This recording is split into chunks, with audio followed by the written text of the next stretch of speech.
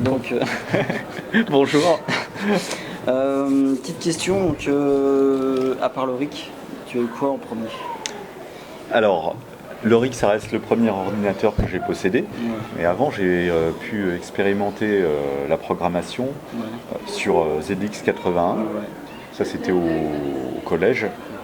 C'est ce qui avait été diffusé à l'époque, donc quasiment tous les collèges d'ailleurs. Ouais, alors c'était en fait c'était ma prof de maths qui donnait des cours le midi. Et j'ai découvert ça assez tard, j'étais en troisième dans l'année. Donc je me suis inscrit et c'était génial. Mais le premier contact, ça a été sur une petite machine machine Sharp. Ouais. Donc ordinateur portable Sharp, il y avait une ligne LCD, vous pouvez taper des textes, vous pouvez écrire en basique. Et donc ça, c'était un ordinateur qui appartenait à... C'est un ami de mes parents qui m'avait montré ça, puis ça m'avait fasciné. Donc j'avais écrit un petit programme qui faisait avancer une chaîne de caractères qui représentait un escargot. D'accord. Voilà. Pour toi, quel était le premier changement majeur dans le monde de l'informatique? Oula. Ah bah, c'est difficile de répondre à cette question parce que quand j'ai commencé à programmer, les ordinateurs étaient là depuis longtemps. Donc on va dire le premier changement majeur que j'ai vécu, c'est l'arrivée des micro-ordinateurs. Puisque je connaissais les consoles, les jeux d'arcade, mais les jeux sur ordinateur, pour moi c'était vraiment la révélation. C'était une révolution de se dire, bah voilà, on peut rentrer à un listing et puis avec ça on peut créer un jeu. Et j'ai eu la chance de commencer de m'intéresser à la programmation à ce moment-là. En fait, c'est l'avènement de ces machines-là qui m'ont attiré vers la programmation. Mais déjà, je voulais créer des jeux et je ne savais pas du tout comment créer des jeux. Donc le fait que ça arrive, ça a tout de suite fait tilt, ça s'est connecté, puis voilà, je suis parti dans cette voie-là. Et comment bref, donc tu as créé Another World, mais j'ai l'impression que quelque part tu es aussi un peu l'inventeur du motion capture. Alors non, parce Non, que peut-être pas, non. mais... C'est par rapport au rotoscoping. Oui. Alors, le rotoscoping était déjà utilisé dans le cinéma d'animation. Jordan Mechner l'avait déjà utilisé pour Karateka, je crois. Donc j'ai rien inventé par rapport à ça. Et puis en clair, si la question c'est est-ce que c'est grâce à Another World qu'il y a du motion capture? Non, pas du tout. Mais voilà. Non. Mais c'est vrai que malgré tout, à l'époque, quand tu as fait la scène d'introduction du jeu vidéo avec la Ferrari, je me souviens à l'époque, qui est arrivée donc en plus en polygone. Déjà à l'époque, c'était quand même une sacrée révolution. C'était quelque chose d'assez incroyable. L'approche était novatrice, c'est sûr. Effectivement, du jeu en polygone, il y avait eu Elite à l'époque, qui est quand même, le premier jeu spatial de l'époque, mais là c'était vraiment quelque chose, c'était vraiment un film, il y avait vraiment une vraie intro, un vrai film. Et ça t'est venu comment en fait, cette idée de passer tout en polygone? Ça m'est venu en fait, j'avais acheté le jeu Dragon Slayer sur Amiga. C'est un jeu qui initialement tournait dans les salles d'arcade sur Laserdisc, et puis là ils avaient réussi à le traduire sur Amiga avec des bitmaps, du pixel, et quand j'ai vu ça, je me suis dit waouh, les simulations elles sont énormes sur l'écran de l'Amiga, c'est incroyable comment ils ont fait ça. Et je me suis mis à cogiter, oh là, mais ouais, on peut faire ça avec des polygones. Alors qu'ils n'avaient pas du tout fait ça avec des polygones, hein. Ça chargeait sur la disquette, on mettait les disquettes, quand on changeait de niveau, il fallait remplacer par une autre disquette, et puis on entendait les disquettes qui tournaient en permanence pendant qu'on jouait. Enfin, ça lisait, c'était en streaming, c'était un premier jeu streamé. Et d'ailleurs, justement, en parlant de changement de disquette et compagnie, est-ce que tu penses que maintenant les programmes ne sont plus optimisés? Ah c'est sûr qu'il y a des parties, il y a certaines parties du code où on s'en fiche d'optimiser. C'est pas plus mal, au moins on ne se prend pas la tête, on se concentre sur d'autres choses. Enfin, il y a toujours besoin d'optimisation. Le problème, c'est qu'après ça mène à une surenchère justement sur le matériel, quoi, sur avoir une machine plus puissante parce que justement on optimise. Alors, ouais, c'est sûr, si on veut si on veut toujours être au taquet par rapport à la technologie, ce qu'on veut afficher, le nombre d'éléments, du calcul, par exemple sur FromDust, vraiment là il y avait au niveau de la simulation, c'était énorme quoi. Et là il a fallu optimiser, mais vraiment optimiser, aller au cœur des instructions de la machine pour que ce soit ultra rapide. Ouais, tout dépend des projets. Ouais. Et du coup, est-ce que tu as fait de la démécène? Eh ben non, pas du tout. En fait, c'est un milieu que je connaissais pas du tout à l'époque. Non, j'ai pas fait de. Et tu regrettes ou pas? Non, mon truc c'était davantage les jeux, vraiment arriver avec quelque chose de fini que tu devais commencer et jouer et puis ensuite le diffuser auprès des joueurs. C'était différent. Ouais, c'est sûr. Et ton expérience avec Delphine? Ça s'est bien passé. Oui. Sur les voyageurs du temps, ça s'est super bien passé. Puis sur Another World, ils avaient apporté beaucoup de soutien. Au niveau créatif, il n'y avait rien, aucune barrière. Ils m'ont jamais dit il faut faire plus comme ci, plus comme ça. Quand je leur ai dit que je voulais réaliser l'illustration de la boîte du jeu, ils m'ont dit ok, donc le logo, ok, voilà. Donc j'avais vraiment carte blanche sur tout. Le jeu, je suis pas allé les voir en leur disant je veux créer un jeu comme ça. Quand je leur ai présenté Another World, il était pratiquement terminé, aux 2/3. Mais malgré tout, aujourd'hui, on va voir un éditeur, il est fini aux 2/3. L'éditeur, il va vouloir mettre son grain de sel, ça c'est quasi sûr.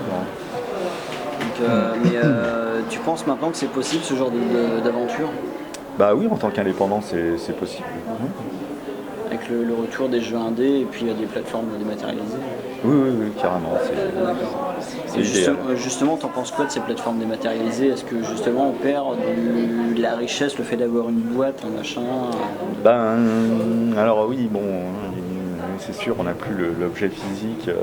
Mais il y a un mouvement qui s'amorce aussi, c'est de créer des objets physiques collector à côté en parallèle du jeu dématérialisé. Donc ça c'est sympa. Ce qui est assez difficile avec le jeu dématérialisé, parce qu'on se disait on s'est affranchi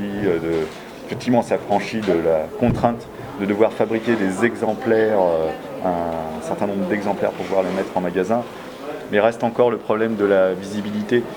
Et donc l'espace est illimité, on peut dire, puisque le rayonnage est illimité. Le problème, c'est que le rayonnage, il est réduit par les charts, les scores, les classements. Et c'est problématique pour les jeux qui sortent sur ces plateformes, pour que les joueurs puissent prendre connaissance de l'existence de certains jeux. De petits jeux, effectivement.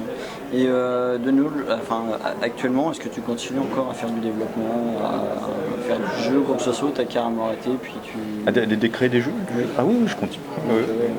Je code en ce moment. Donc plus sur quoi? Sur des plateformes mobiles ou c'est sur des... Là je code sur PC, mais c'est parce que c'est pour mon environnement de développement. Mais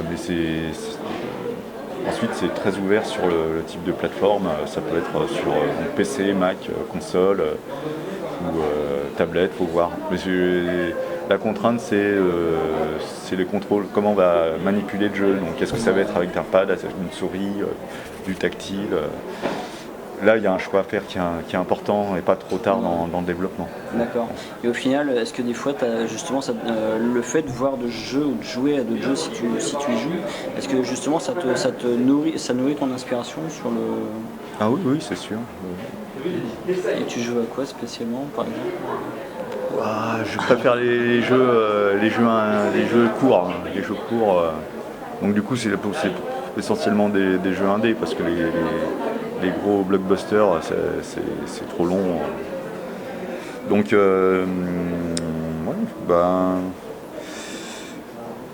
y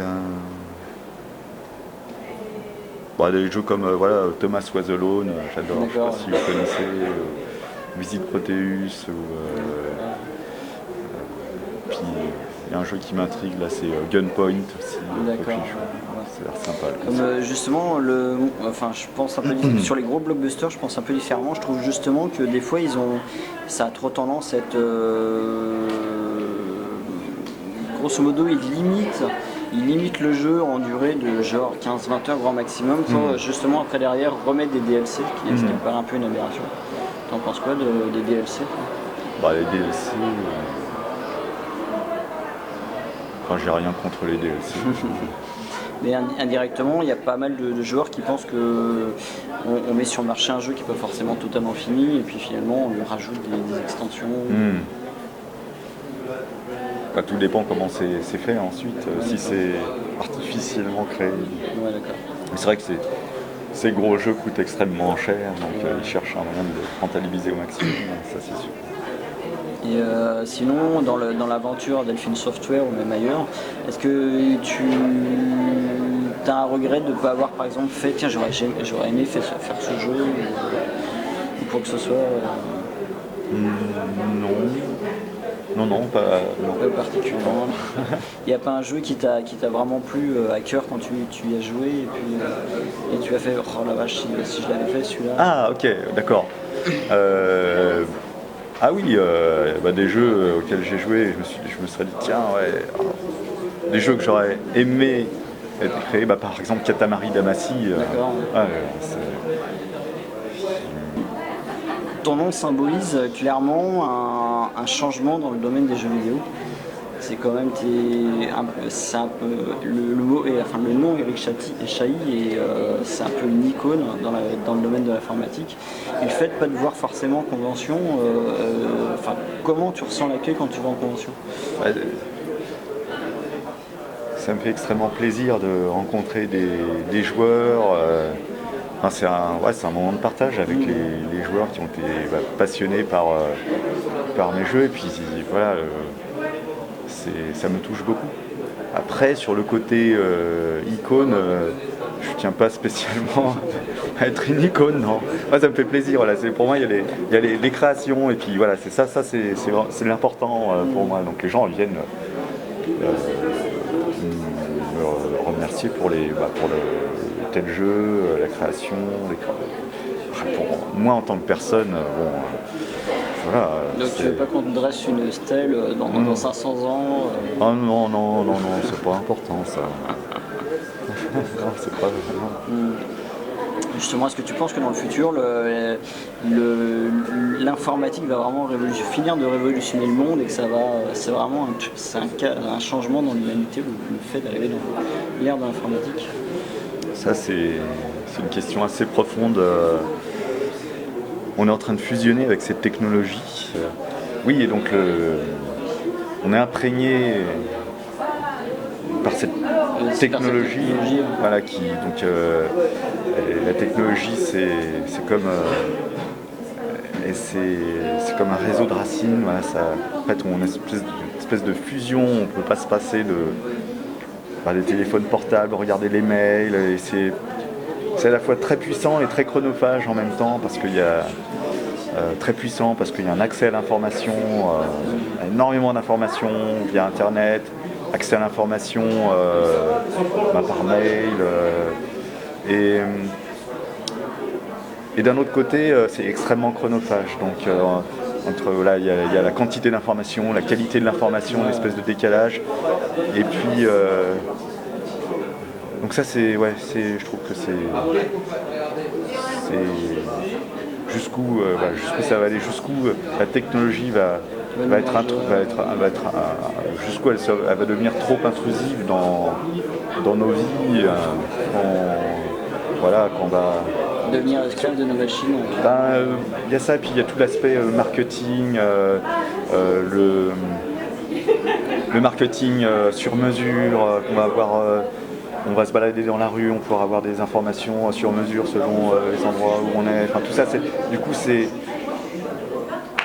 tout ce qui m'a fait gerber à la télévision avec l'arrivée de la publicité. Je me dis, mais est-ce que c'est pas en train de s'étendre carrément dans nos existences? Est-ce que justement on va pas aller vers quelque chose de est-ce que ça va pas contaminer justement ce marketing? Est-ce qu'il va pas venir nous contaminer au point qu'on ait finalement relativement peu d'intimité? Aujourd'hui, on a de la publicité dans la rue, mais jusqu'où la publicité ciblée, avec en fonction de notre navigation, avec tout ce qui est. Et c'est dérangeant, une espèce de. Là, donc on est dans une convention, on entend des voix, il y a une espèce de brouhaha. Et voilà, est-ce que cette technologie ne va pas devenir une espèce de brouhaha qui va nous déranger sans qu'on s'en rende véritablement compte? Je dis pas qu'il ne faut pas cette technologie, hein, mais il y a peut-être faut être vigilant, c'est sûr. Et justement, est-ce que tu penses pas que... Et puis, pardon. Excuse-moi, est-ce que tu penses pas qu'on s'est justement trop focalisé sur cette technologie, qu'on a abandonné des technologies qui méritaient malgré tout d'être suivies, comme par exemple l'exploration de la Lune, de l'espace et compagnie, alors que de nos jours, on n'est plus capable d'aller sur la Lune, globalement. Je sais pas. On est allé sur la Lune parce qu'il y avait un contexte politique très important entre des pays. Entre les États-Unis et l'URSS. Mais je sais pas si c'est ça le plus important. Je pense que le plus important, c'est peut-être qu'il y ait moins de merdier sur Terre avant tout.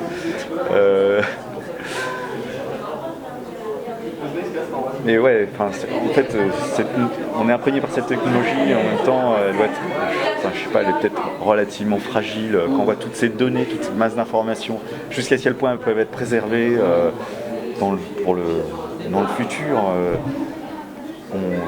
On stocke des gigas, des téras, des titras, je ne sais pas, voilà, j'invente des mots, de données, mais c'est bien beau, mais voilà, comment on préserve, qu'est-ce qu'on choisit de préserver? Il y a plein de questions qui se soulèvent. Merci Eric en tout cas. Merci aussi. Personnellement, je pense que ça fera beaucoup de plaisir à beaucoup de gens effectivement de voir cette vidéo. Donc merci. C'était un plaisir, merci.